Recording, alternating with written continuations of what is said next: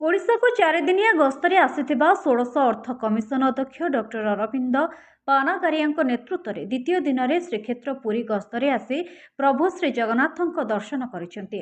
प्रभु श्री जगन्नाथ दर्शन पर कमिशनर सदस्य माने पुरी राजभवन में स्थानीय पौर प्रशासन सहित सहरर उन्नतीकरण भित्तिभूमि विकास और नागरिक सुविधा वृद्धि पाई आवश्यक आर्थिक आवंटन संपर्क में विशद आलोचना करते। बैठक में पौर प्रशासन श्रद्धालु और जनसंख्या वृद्धि को लक्ष्य करी सहरर परिमल वर्ज्यवस्तु परिचालना आलोकीकरण और अन्य भित्तिभूमि को आहुरी अधिक व्यवस्थित और परिमार्जित कराजिबार आवश्यकता रही बोली कमिशन को अवगत करथिले। अर्थ कमिशन पुरीर समृद्ध ऐतिह्य को संरक्षित रखाई सामग्रिक सहरांचल विकास सुनिश्चित करने समुचित संबल बंटन उपरे गुरुत्वारोप करथिले। अपराह्न अर्थ कमिशनर सदस्य माने ब्लू फ्लैग बेलाभूमि परिदर्शन करथिले। संध्यारे यूनेस्को द्वारा विश्व ऐतिह्य स्थल घोषित कोणार्कर सूर्य मंदिर परिदर्शन करी एहार इतिहास संबंध में शुणी और कारुकार्य देखि अभिभूत होइथिले।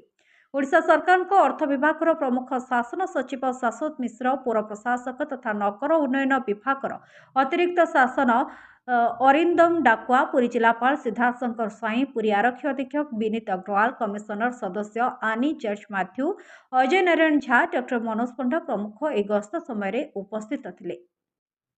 ब्यूरो रिपोर्ट प्रसार ओडिया।